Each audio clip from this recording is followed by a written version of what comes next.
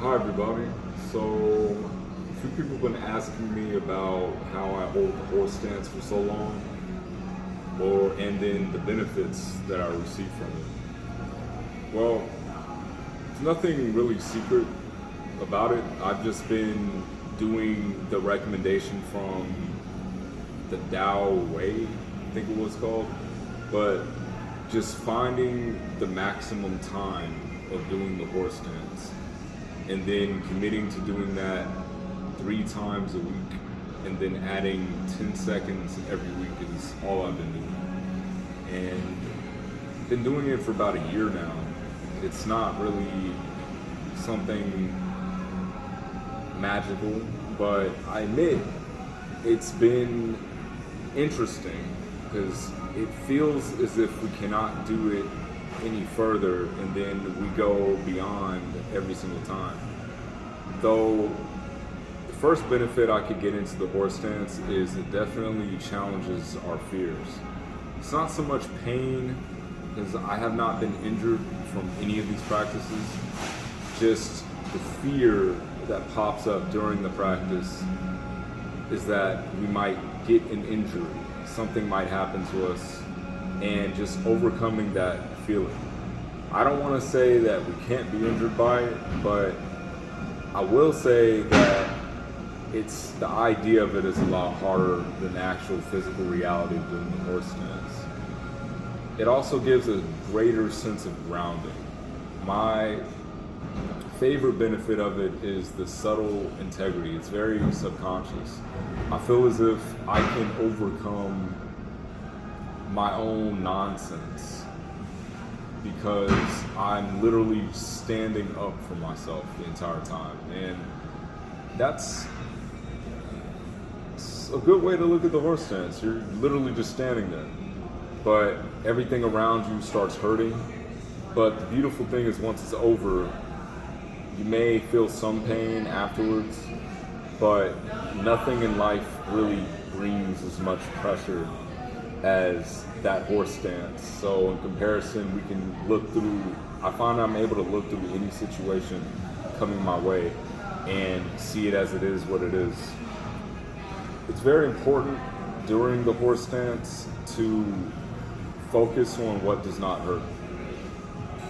I focus greatly on Jesus. I like to think about how he went through just a total sacrifice of his flesh just to be able to make it through his ordeal. He knew he was going to die. He knew everyone that was with him was going to betray him. And it was hard, though he prayed to God and was strengthened by an angel. When I think about that, I think about the ordeal of standing and just withstanding the pain to be something that I can overcome. As long as I focus on him, I'm aligning myself with someone who's overcome something. And that also goes to show that our muscles, they work together as a team. We're able to distribute a lot of that force in the balance, and it becomes less about me standing there and more about me holding myself up to stand there, deserving to stand there. It's a lot of thoughts come, a lot of negative thoughts can come. You channel a lot of shadow work in there, and all the negative thoughts really bring a negative response in the body, I could say. So I filter through all negative thoughts, all negative patterns. One of my greatest techniques for overcoming the pain is to think about not only the distribution of force, but my own bad habits as being what would hold me down. And I associate all that pain in the horse stance to everything I've done in my life to myself. And I forgive everyone, and I forgive everything during that time. And I just focus on using everything together. But I also let go and just pray. Pray to God. I pray that all of my bad habits, self-destructive habits, be cast aside and only the strong ones live. I also have a special diet that helps me get through it. I fast regularly. I'm talking no food, just water. 72 hours I actually don't drink any water at all. So a lot of these times when I do my horse stance, it'll be during my what's called a dry fast. And as far as the diet is concerned, it's a ketogenic diet. A healthy ketogenic, I do moderate protein, which is probably around 0.7 grams per total body weight. That was recommended from Dr. Berg. You can look him up online. And also, you'll see that I wear stones, bracelets. My girlfriend and I make these. These are all natural gemstones, and they each have different healing properties, particularly this hematite and tourmalated quartz. They're really good for overcoming muscle pain and recuperation, as well as against arthritis. And they do come in handy in my recuperation. I make sure to sleep in these every single night. And one of the major benefits I've noticed is I feel the distribution of energy. So it's very grounding. So I put most of the weight into my feet, into the earth, and I just become one with the environment. You'll notice I usually like to do it outside on some grass. It's easier to breathe. It's even easier when there's no one around. I prefer to be completely naked if I could. Do the horse stance barefoot, just birds chirping, but it's really about the same difference. It's more of a mental clarity thing. More time goes by. It's a lot easier to just associate everything around you as just one process and to be rooted. As far as physical power goes, I can't say that I've gotten a lot stronger other than my willpower to use whatever force I can, whether it be from the oxygen. And that's another thing, the process is so intense that I don't really think about it. I just trust in my instinct to carry me through. So as I go through it, first thing I like to do is get the feet right. So I come in, do the outward 3-step, and then I go down. I might bend forward over time. I notice that keeping the back straight really helps with not being out of breath in the end. And I'll force my chest up and my butt in a little bit to get more oxygen, and slowing the breath is very important. And making sure that travels all the way down to the deep, deep low belly. It really helps to feel that inner fire and the dantian. I feel it in my root chakra, especially that area, a lot of fire, and then slowing that breathing down, letting the lactic acid that builds up in the legs just disperse, and just whatever in my body needs to evenly distribute, whether it be my kidneys filtering, the pain, the liquid. I just smile to all of my body. I smile to every aspect in there, and I remind that my hips can move out more, pushing the hips out and pushing the back up, and maintaining that balance becomes all that's left. And just refusing to give up, refusing to fall, refusing to go down, and attempting to maintain as much balance and composure as possible. You'll notice that the back seems to come in a little bit more as the time goes on, and that much, not really sure it can be helped. It's just something we get used to. Not sure where the strength comes from other than building into the palm and feeding it. I think it just allows us to evolve. So we'll see exactly how far we can get. If you'd like some bracelets, you'll find me on Instagram at Prayer Black. But the main business page would be Stone Sacred Healing. And we like to explain a lot of our stones on there. Give us a check, and if you Leave a testimony for anything you notice in the bracelets. We'll be sure to ship to you for free. Though you'd have to buy one first. Maybe you'll catch us in person. You notice I'm in a different city in a few of these videos. Travel nonstop. But yeah, Instagram, Stone Sacred Healing. You'll find a lot of our work on there. And I mean, willpower is very important. Definitely being able to handle pain. I go through a lot of other challenges throughout the day, and what I remember from the horse stance, I feel my spirit just get into that mode, and it's like I'm digging deeper each time. One of my main thoughts is that I'm sacrificing all of my bad habits to get to God, to get to you, God. I just focus on getting to God and leaving everything behind, anything I don't know about that leads me astray, any sin, which is any self-destructive habit, any imbalance that does not serve the greatest purpose, just to be corrected through that process and stand up for that and immediately do something about that. And yeah, it really does help me get through. Time goes by, and yeah, just keeping that breath under control. I do notice a bit of an energy understanding. I think that happened after the 11-minute mark.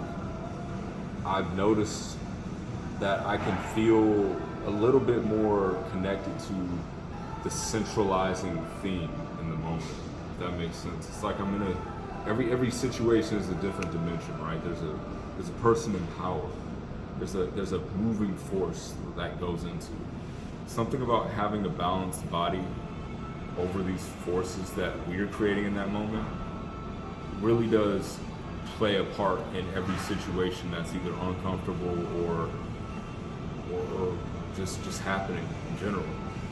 During the horse stance, definitely go through a different dimension. Like, you create a different space in that environment. And that's exactly what it takes to push through. Strength, definitely inner strength. It comes from parts that I might not even know were there, and then it leads to further discovery. If you have any specific questions, feel free to let me know. Like, comment, share, subscribe, and I'll continue just reporting my practice, and I hope to inspire and see any of you out there that are able to do it for 1 hour or 2 hours. Please upload that. We would like to see that. I've heard amazing things from the Shaolin Temple, and I just find this to be a great disciplinary practice. It really helps with overcoming shadows, and honestly, self-discipline I think is necessary if you're ambitious or if you have something you'd like to work over. As far as the no fat or semen retention, it helps. It really does help. It feels like there's nothing else to do except channel all that kundalini, all that vital energy, your seed, to channel that seed into a purpose of holding together, holding everything together. Even though it's through a shallow representation, just standing there, really pushing yourself through the edge. Though it can also work against the practice, for a lot of energy gets channeled downwards, a lot of pressure, it's a lot of stress in a way, and that can lead to wet dreams if you don't properly relax afterwards. So make sure to balance this. Make sure to balance that force with enjoyment. Say gratitude. Take the time that horse stance definitely teaches us how to suffer, but learning how to enjoy the beauty of life is tremendously beneficial in being able to continue to come back to the horse stance. We come to a point where we no longer really fear the pain of the practice, but then we can come to respect it and go through it again. So in a way, there is a joy from this that could come at different milestones. I think it depends on who you are and how far you push yourself. And definitely, I like to stretch my hips. I like to stretch my hips with a over the knee, and I'll just hold it there for about 35 to 50 seconds, and then I'll switch. I also like to stretch my legs. Can't say those are the best stretches or not, but I'm highly confident that being able to do the splits and having flexible hips will help with the horse stance, especially with longer times. I feel that opens up to more muscle access, and which leads to more will, since it does take will to move muscle. And definitely you need that emotional strength and conviction to be able to dive in and choose to not give up. And really, I don't believe in the negative elevation of it, but more of the positive. I mean, there's just so much negative feeling involved in the practice that having a positive focus is highly, I'd say highly necessary. There was a person asking me about, what was it? I don't know, training or something? I'm not sure if I'm forgetting anything. Am I forgetting anything? I don't think so, no. I don't know. I mean, the stretching, do it in the morning. Like, make it the first thing you do when you wake up. Get it out the way. Really helps set the mood for the day. I like to enter the horse stance with as least thoughts is occurring as possible. Just want to feel as much of the practice as I can. Preferably a balanced temperature. I don't like heat when I'm in there. Prefer the cold if I could. Colder the better, except the fingers. Fingers are important. Fingers can go numb. The time, I think it was. I don't know if it was the time. Oh yeah, there was a time when I completely abandoned all fear, you could say I wasn't respecting the horse stance enough to where I would just go in and just expect myself to hold the posture the entire time without any issues whatsoever. And that's a mistake. My body literally gave out and I had no choice to stand. I literally could not stand. On my 10-minute video, I did collapse toward the end. I did run out of strength. But a big part of that is also the will, which I have to add, possibly the last point I can give about it is pacing ourselves, not just on the weekly basis, but during the time of the practice. Just pace the effort we put into it. The more I do it, the more I find it's about a even, not just even distribution, but an even effort. Just reserve,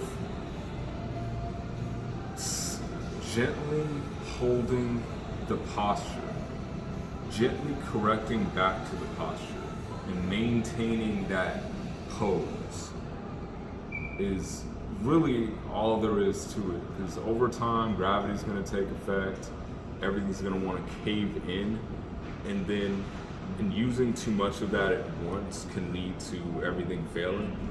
And there are points where I lose any physical strength, and it feels as if I am incapable of going any further whatsoever. I will feel nothing from my hips, nothing from my legs, nothing from my feet, calves, even try to keep breathing on my stomach, like my arms, channeling from everywhere I can. I'm searching, and it just feels like I'm physically stuck in that position. And I might even have 3-4 minutes left. And at that point, the only thought I have is it doesn't matter. It really doesn't matter. I'm just gonna hold it to the end.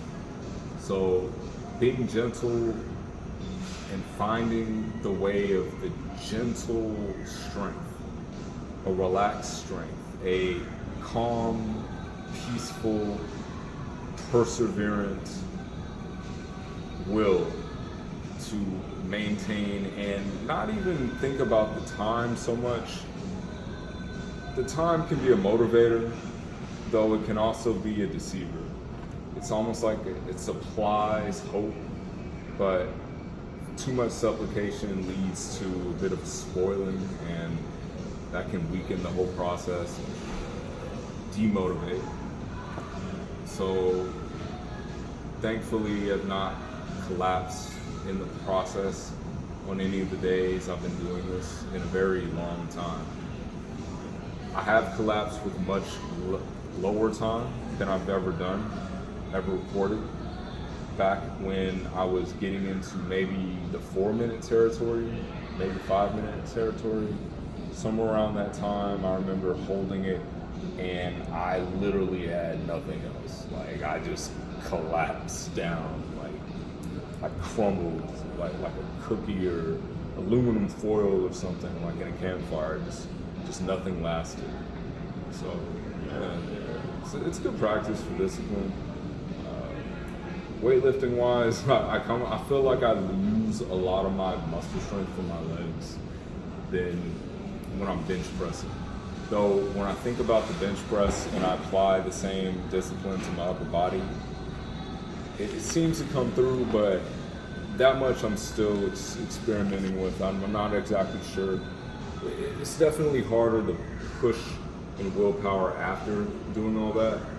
But I have noticed that with a straighter posture and breathing better, there's more reserve energy to come back and the recuperation is a lot better. So it's definitely an evolved process of learning how to use this vessel and just get the most out of it.